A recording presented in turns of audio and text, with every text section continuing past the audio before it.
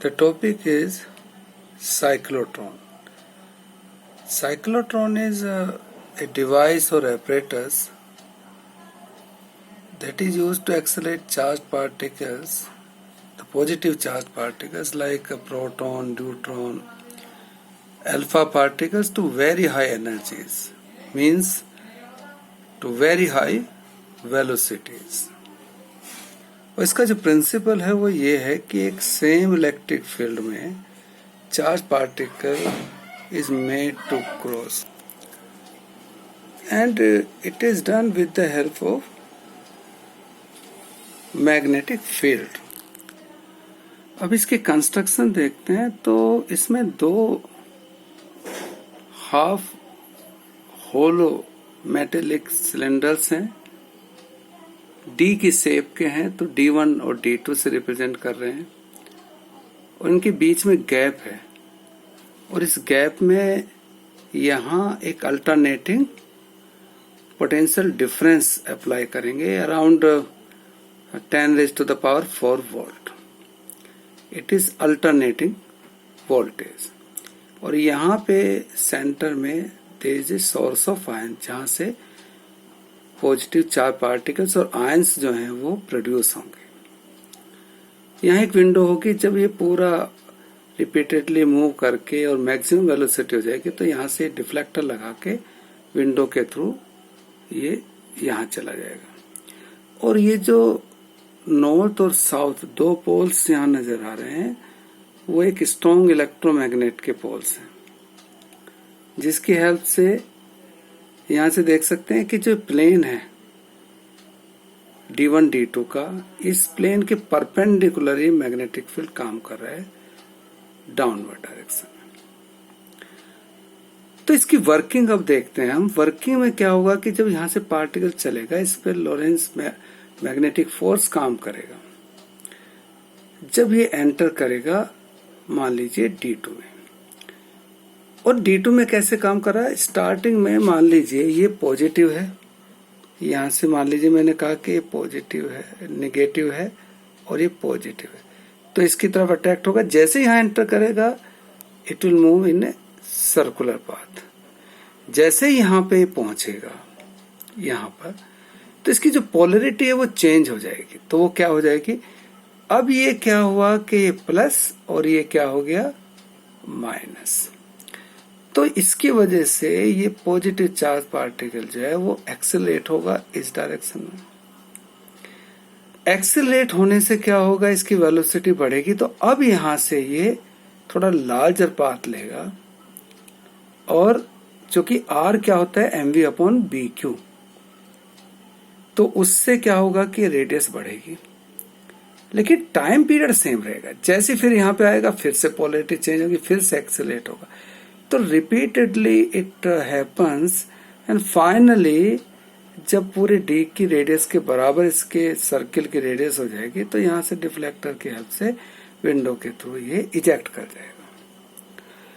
तो अगर हम मैथमेटिकली देखें तो जो यहाँ पर फोर्स है वो है QVB sin 90 डिग्री, या हम कह सकते हैं QVB.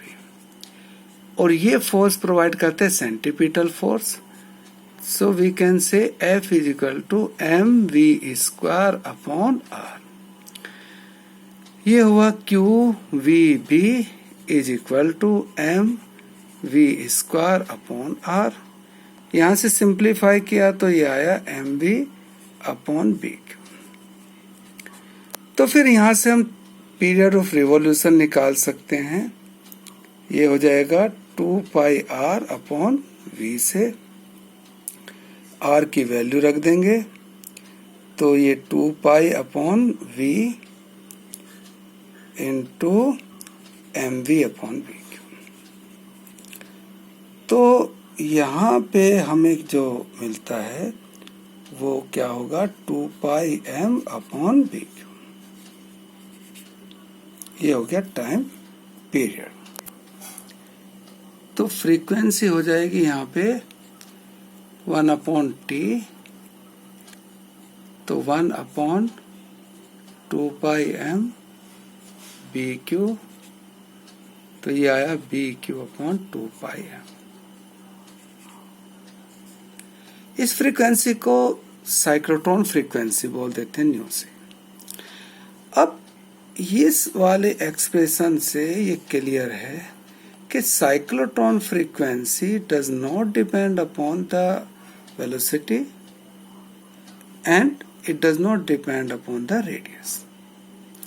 यहाँ पे जो जरूरी चीज है वो है एक कंडीशन जिसको हम बोलते हैं मैग्नेटिक रेजोनेंस। और ये कंडीशन इंपॉर्टेंट क्यों है, फिर से हम फिगर को देखेंगे इसको समझने के लिए।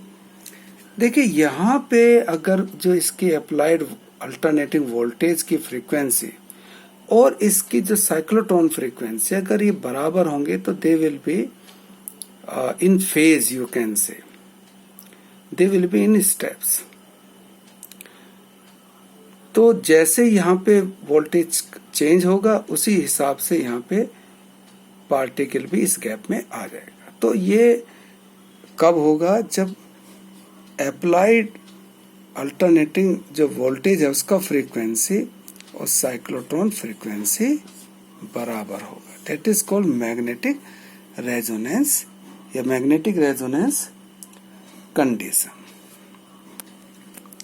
अब बात करेंगे लिमिटेशंस कि इसकी लिमिटेशंस क्या है। तो एक तो ये लिमिटेशन है कि जैसे पार्टिकल्स हैं लाइक न्यूट्रॉन्स, जो अनचार्ज पार्टिकल्स हैं, they can not be accelerated. और दूसरा जो लिमिटेशन है वो ये है कि अगर वेलोसिटी बहुत ज्यादा हो गई तो जो मास है पार्टिकल का वो भी चेंज हो जाएगा।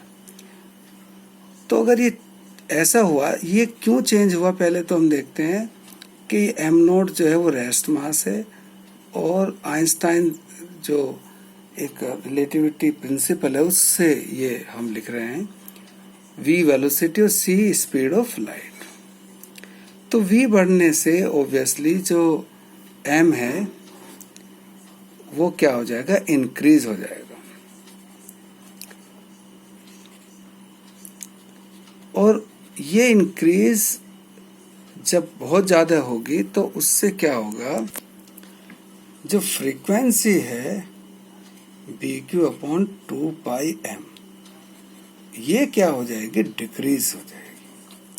और ऐसा होने से क्या होगा कि जो चार पार्टिकल है that will go out of step with applied alternating voltage. तीसरा लिमिटेशन जो है वो ये है कि जो इलेक्ट्रॉन है जैसे, तो electron can not be accelerated. वजह क्या है इसकी, देखिए इलेक्ट्रॉन का मास जो बहुत कम है, इसकी वजह से क्या होगा कि जो एक्सेलरेशन है वो बहुत लार्ज होगा और उसकी वजह से वेलोसिटी जो है becomes very large quickly, very large quickly. और उसकी वजह से जैसा हम इससे पहले स्टेप में देख चुके हैं कि क्या होगा कि जो फ्रीक्वेंसी है मास इंक्रीज हो जाएगा, फ्रीक्वेंसी डिक्रीज हो जाएगी and it will go out of step.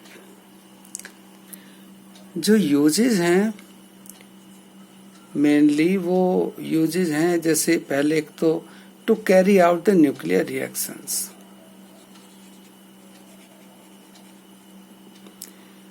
दूसरा है रेडियो एक्टिव सब्सटेंस बनाने के लिए,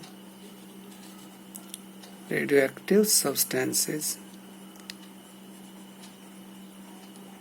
या हम पर्टिकुलरली कहें तो isotopes for treatment of cancer. और एक प्रॉपर्टी यह है कि सॉलिड्स जो हैं, some solids can be modified, their properties can be modified by implanting ions.